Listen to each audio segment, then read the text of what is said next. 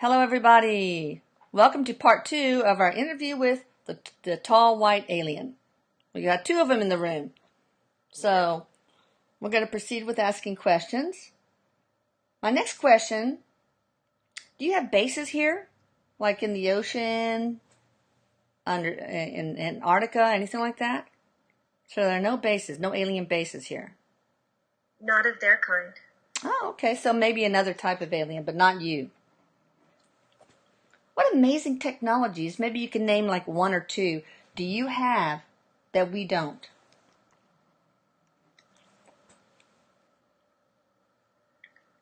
They're talking about time travel. Mm-hmm.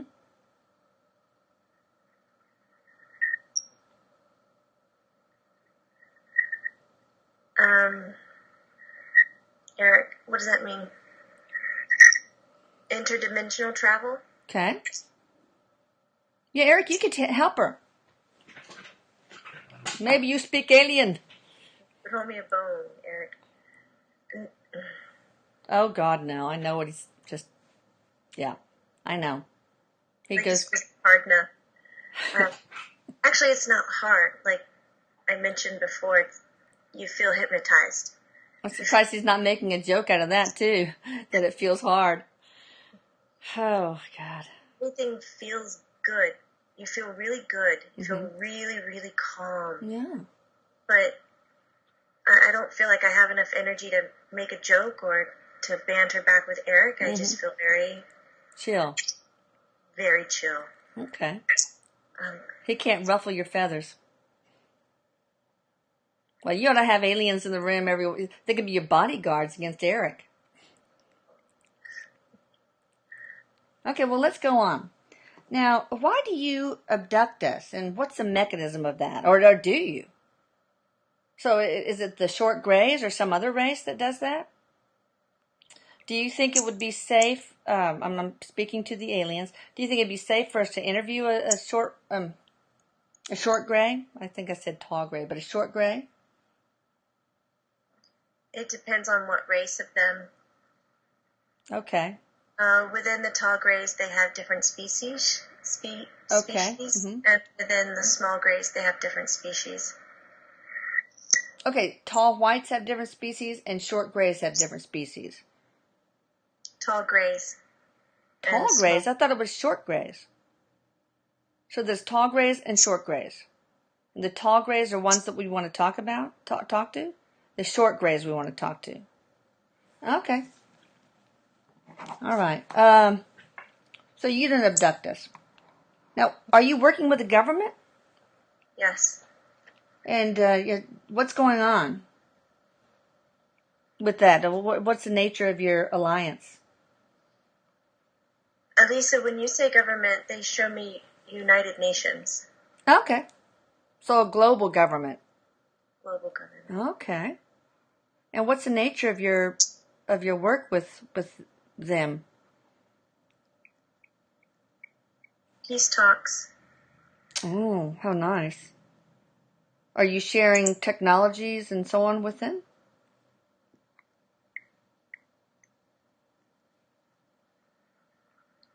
Not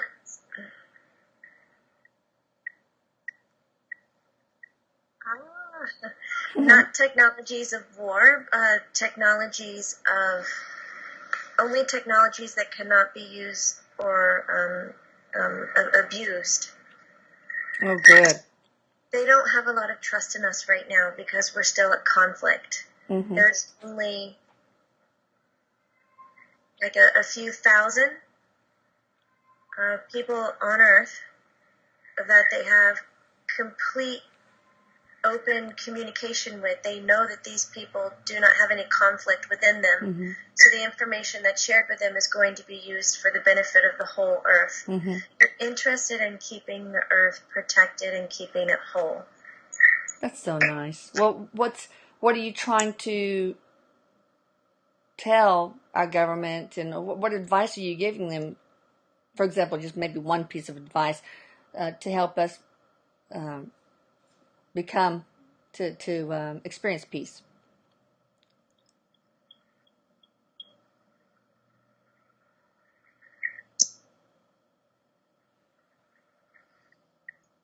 not talking out loud, am I?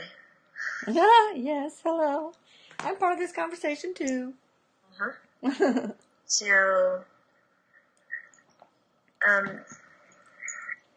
they're complimenting Earth on being or having interspecies. Mm-hmm.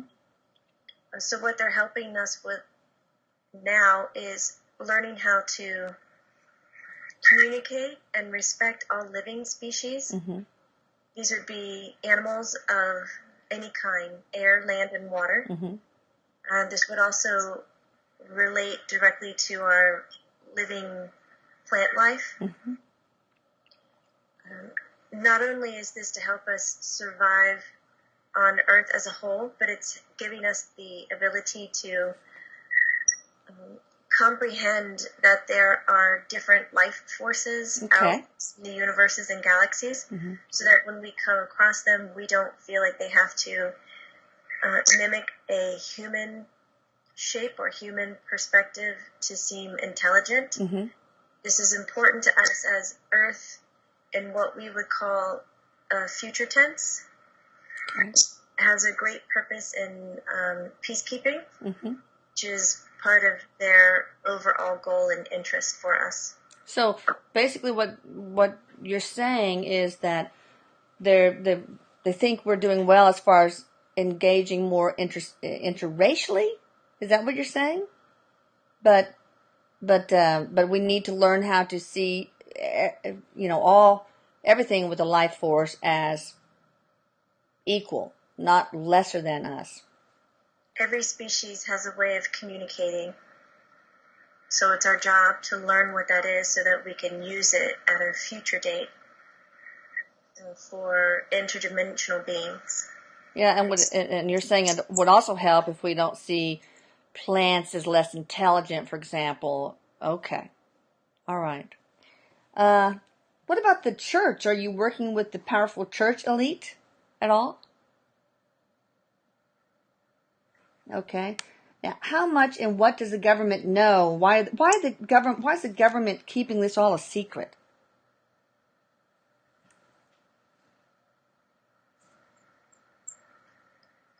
First of all, the government doesn't have all the information, even though they've been told clearly. The great leaders in the world have been told very clearly their purpose. Mm-hmm. It's part of the human ignorance to want to remain separated, to feel as if they have identity and control. Mm-hmm.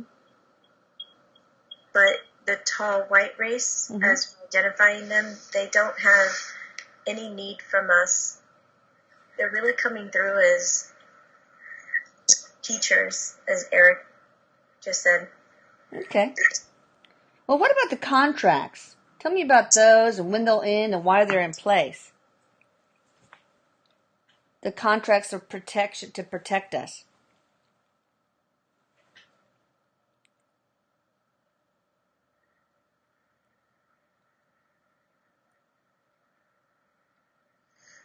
The contract is not just for Earth. It seems like whenever a universe is born, there is a law provided or a law stated that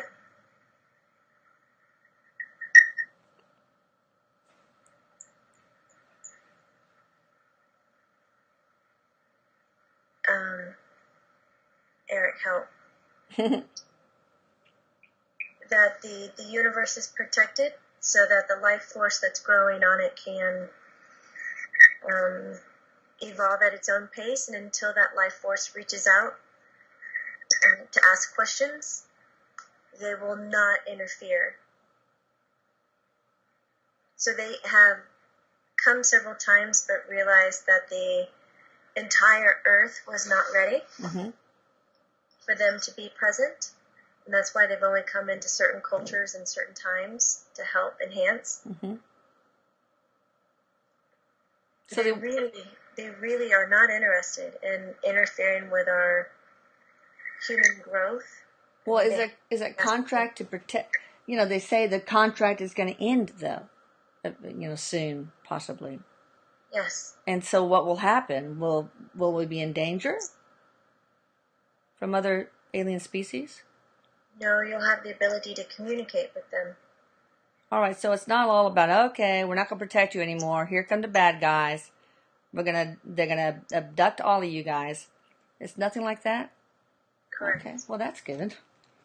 All right, what do you want from us? Anything? No, they don't need anything from us. Okay. Now, what interest do you have in the earth itself, if any? Getting minerals, gold, anything? Or any kind of interest in the earth?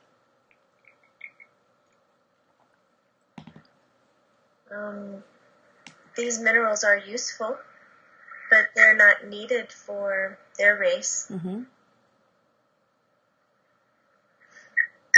Again, they have no need from Earth. So no interest in it.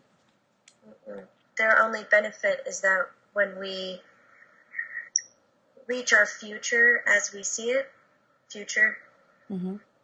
that we will also be a big voice in peacekeeping through other universes. Okay, good. Now, do you have some sort of relationship with Lemuria, Atlantis, and other civilization that we find mythical? They do know these places. Mm-hmm. You have any sort of interaction with these? Have you had that in the past? The quote unquote past? Yes, because these were civilizations that had no conflict. All right. So was your reason for interacting with them? Yeah. What was it? To enhance their abilities. Just like with us, basically. Okay. Can you influence the weather?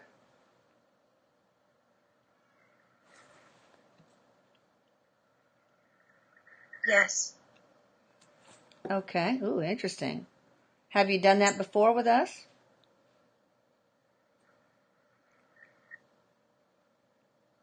Not intentionally. Okay. How do you reproduce?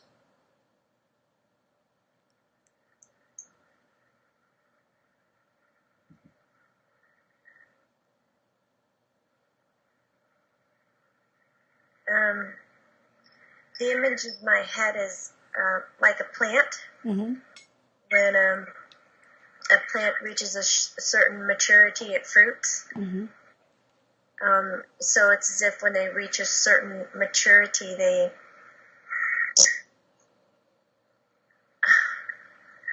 Help, Erik. Yeah, because it's not really like giving birth. It's not like you're pregnant for 9 months and then you push it out. This is more like a growth, like how a plant... Okay, it's like a growth from their body?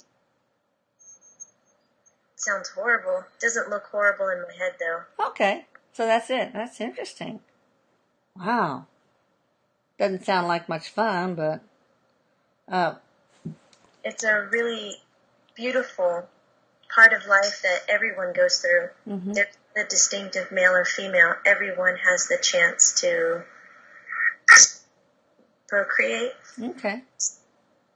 Can you manipulate energy at all? Just like Erik does, thought creates reality, etc.? There seems to be a little humor wrapped around the question. That is what they are. They're manipulated energy. Ah. So it's... Well, everything's energy. Erik's energy, and he can create a surfboard if he wants to. Yes, and he says that's the power of every entity. Every life force has that power.